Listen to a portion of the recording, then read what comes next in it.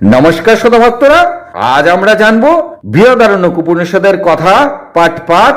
আজকে আমি এখানেই শেষ করব। তো শ্রোতা ভক্তরা খুব মন দিয়ে শুনবেন। হিরণ্যগর্ভ শব্দটা আমরা প্রায়শই সৃষ্টির কথাই জানতে পারি, তবে হিরণ্যগর্ভ মানে কি ভক্তরা? হিরণ্য শব্দের অর্থ হলো সুবর্ণ, অর্থাৎ সুবর্ণ গর্ভ। ভক্তরা উপনিষদের এই স্পষ্ট বলা রয়েছে সমস্ত সূক্ষ্ম বস্তু হলো হিরণ্যগর্ভ, আর সমস্ত স্থূল বস্তুর সমষ্টিকে বিরাট পুরুষ বলা হয়েছে। আবার এই শরীর হলো প্রকৃতি আর আত্মা হলো পুরুষ। আবার হিরণ্যগর্ভ স্থূল বস্তু, এই দুই মিলে একেই বলে প্রজাপতি অর্থাৎ ব্রহ্ম। আর সৃষ্টির কথা স্পষ্ট বলা আছে সেই বিরাট পুরুষ যখন তিনি চোখ সবে মেলেছেন তিনি নিজেকে একা দেখতে পেলেন, আর একা দেখতে পেয়ে তিনি ভীষণ ভয়ও পেয়ে গেলেন। ভক্তরা এইখান থেকে আমরা একটি মজার কথা জানতে পারবো। বাস্তব জীবন তথা সৃষ্টির রহস্য উন্মোচিত হয়ে যাবে। তিনি একা দেখতে পেলেন আর ভয় পেয়ে গেলেন। মজার ব্যাপার হলো মায়ের গর্ভে যখন বাচ্চা গর্ভে থাকে সেও নিজেকে একাই দেখতে পায়, আর সেও সেই গর্ভে একাই বড় হয়। গর্ভে যখন তার প্রথম সেন্স আছে সেও নিজেকে একাই দেখতে পান, আর একা দেখতে পেয়ে সেও ভয় পান। অর্থাৎ মায়ের গর্ভে বাচ্চা যখন প্রথম বুঝতে পারে বা তিনি সেই বাচ্চা যখন প্রথম সেন্স পায় তিনি নিজেকে একা দেখতে পান, আর তাতেও তিনি ভয় পেয়ে যান। কি অদ্ভুত মিল! আর এই প্রজাপতি নিজেকে জানতে চাইলেন, আর তার মুখ থেকে একটি শব্দ বেরিয়ে এলো, আমি। ভক্তরা এখান থেকেই বোঝা যায় আমরা সবাই নিজেকে জানতে চাই, আমি কে, কে আমি, কোথা থেকে এলাম। ঠিক ব্রহ্মাও জন্ম নেওয়ার পরে তার প্রথম শব্দ ছিল আমি, অর্থাৎ ভগবানের প্রথম নামই হলো আমি। অর্থাৎ আমরা যে সমস্ত কথায় আমাকে জানতে চাই, আমাকে চিনতে চাই, আমি করে যাচ্ছি, এই আমি হলো ভগবানের প্রথম নাম। আর তাই আমি অর্থাৎ সে হলো ভগবান। তিনি কখনো নারী অথবা কখনো তিনি পুরুষ, আবার কখনো তিনি উভলিঙ্গ। তবে ভগবানের আসল রূপ কি?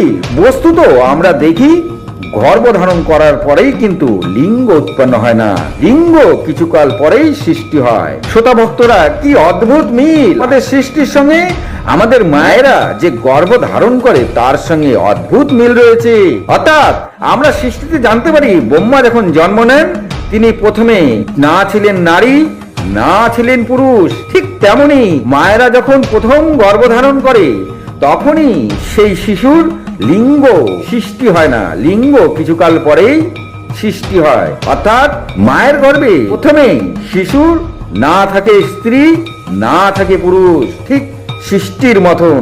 কি অদ্ভুত মিল! অর্থাৎ নারীর গর্ভে শিশু এলো, তার কিছুকাল গেলেই জানা যায় আসলে সেই গর্ভের সন্তান আসলে কি স্ত্রী না পুরুষ। তো ভক্তরা খুব মন দিয়ে শুনবেন। সেই প্রজাপতি পুরুষ নিজেকে একা দেখে তিনিও ভয় পেয়েছিলেন, বরং জ্ঞানের মাধ্যমে সেই ভয়কে তিনি দূর করলেন। অর্থাৎ দ্বৈত জ্ঞান ভয়ের কারণ, অদ্বৈত জ্ঞান ভয় থেকে মুক্তি। অর্থাৎ মায়ের গর্ভেই একা দেখে নিজেকে ভয় পেয়েছিলেন সেই শিশু, আর তিনি এই ভয়কে দূর করলেন জ্ঞান থেকে।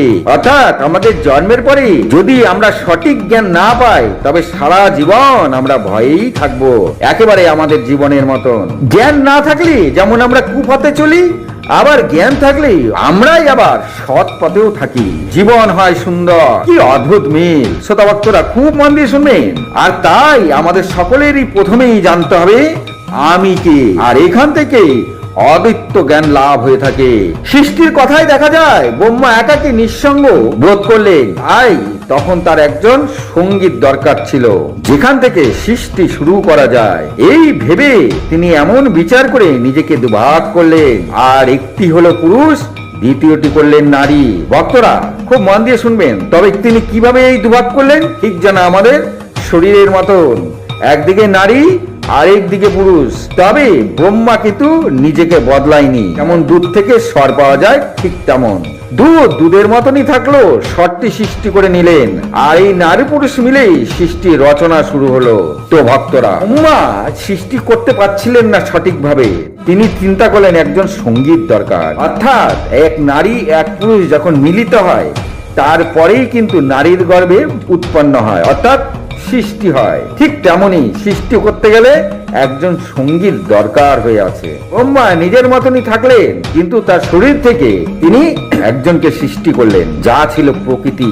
আর এই প্রকৃতি আর ব্রহ্মা মিলেই পুরো সৃষ্টির রচনা করলেন। তো শ্রোতা ভক্তরা, বৃহদারণ্যক উপনিষদে এই ব্যাপারটি সবিস্তারে বর্ণনা করা হয়েছে, যেখান থেকে সৃষ্টির কথাগুলো খুব ভালো করে বুঝে নেওয়া যায়। Brahma was neither male or female from the womb of Hiranya. Then he divided himself into two, just like a story of the Om there. Even after conception, the linga is not created at the beginning, but the linga is produced later.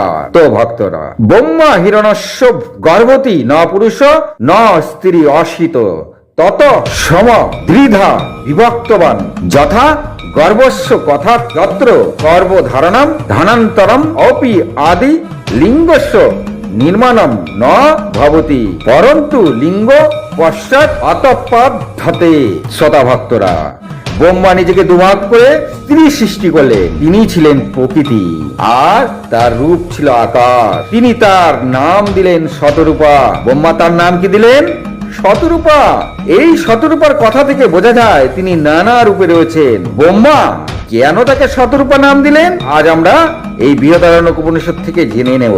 কেন তবে প্রকৃতি নানা রূপে নিজেকে সৃষ্টি করলে? কারণ ছিল ব্রহ্মা স্ত্রী সৃষ্টি করে তারই সঙ্গে মিলিত হতে চাইছিলেন। অর্থাৎ ব্রহ্মা নিজেকে দুভাগ করে প্রকৃতিকে সৃষ্টি করেছিলেন। আর যখন প্রকৃতির সঙ্গে তিনি মিলিত হবেন, প্রকৃতি তখন চিন্তা করলো, ইনি তো আমাকে সৃষ্টি করেছেন আর আমার সঙ্গে মিলিত হতে চেয়েছেন, আর তারপরে তিনি সৃষ্টি করতে চেয়েছেন। তাই প্রকৃতি নিজেকেই নিজে প্রশ্ন করলেন। তাই প্রকৃতি ব্রহ্মাকে প্রশ্ন করলেন, আপনি আপনার হতেই আমাকে সৃষ্টি করেছেন, আবার আপনি আমাকেই পেতে চাইছেন?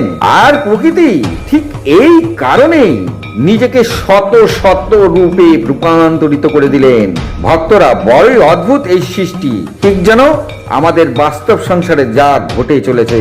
অর্থাৎ প্রকৃতি ব্রহ্মার থেকে সৃষ্টি হলো, তিনি তার মনে প্রশ্ন ছিল যে এটা হতে পারে না, যিনি আমাকে সৃষ্টি করেছেন তিনিই আমাকে পেতে চাইছেন। তাই তিনি নিজেকে শত শত রূপে রূপান্তরিত করলেন। রূপান্তরিত করার পরেই তিনি তার শত শত রূপ থেকে নানা কিছু সৃষ্টি করলেন আর ব্রহ্মার সঙ্গে মিলিত হলেন। অর্থাৎ তিনি একা একটি রূপে ব্রহ্মার সঙ্গে মিলিত হলেন না, কারণ তা কখনো হতেই পারে না। যিনি সৃষ্টি করেছিলেন তার সঙ্গে কি মিলিত হওয়া যায়? এই শত শত রূপ দেখে ব্রহ্মা তাই তার নাম দিয়েছিলেন শতরূপা। আবার দেখুন ভক্তরা, ঠিক আমাদের সংসারের মধ্যেই এক অদ্ভুত জিনিস আমরা দেখতে পাই। নারী একজনেই, সেই নারী কখনো মেয়ের রূপে, কখনো স্ত্রী রূপে, কখনো মায়ের রূপে। সেই নারী কখনো দিদি, আবার কখনো বোন, কখনো দিদিমা, কখনো ঠাকুমা। সবই তো নারী, কিন্তু রূপ আলাদা, অর্থাৎ শতরূপা। A woman is a mother, a woman is a daughter, a woman is a wife, a woman is a grandmother, a sister, a big sister. There are many forms of woman, but they are all woman. She is 100 forms. She is a daughter. She is a wife. This is the secret of creation. তো ভক্তরা, নারী একই, নারীর নানা জায়গায় নানা রূপ।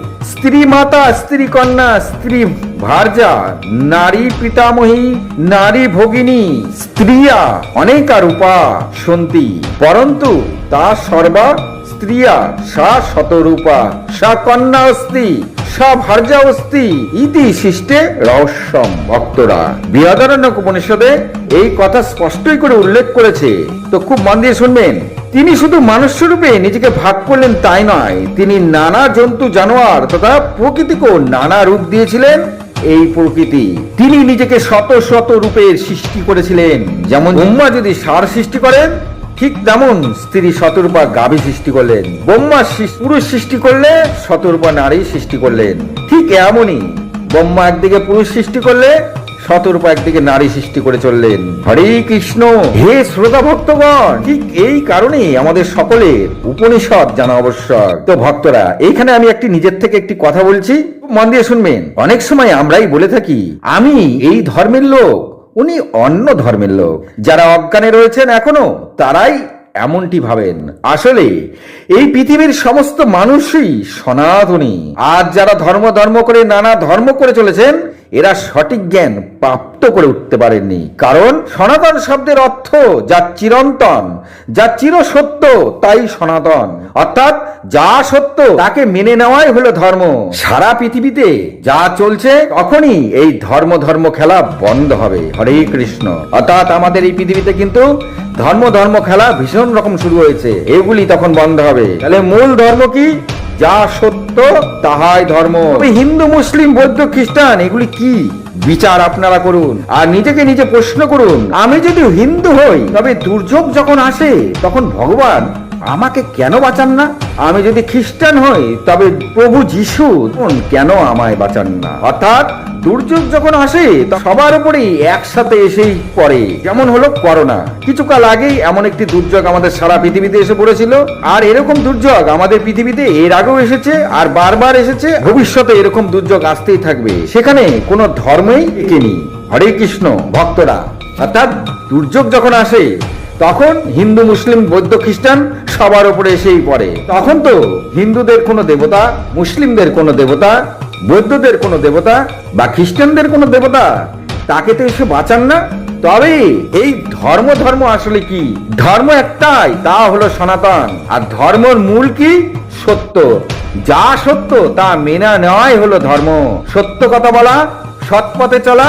ভক্তরা, when nature gets angry, she does not see who is Hindu or who is Muslim, who is Buddha, who is Christian, but what is religion, that which is internal, and Sanatan is religion. ও ভক্তরা, যদা প্রকৃতি ক্রুদ্ধা ভবতি তদা শান পশ্যতি যত ক হিন্দু মুসলিম বা ক বৌদ্ধ না ক খ্রিস্টান পরন্তু ধর্ম কিম নিত্যম নিত্যম চ ধর্ম।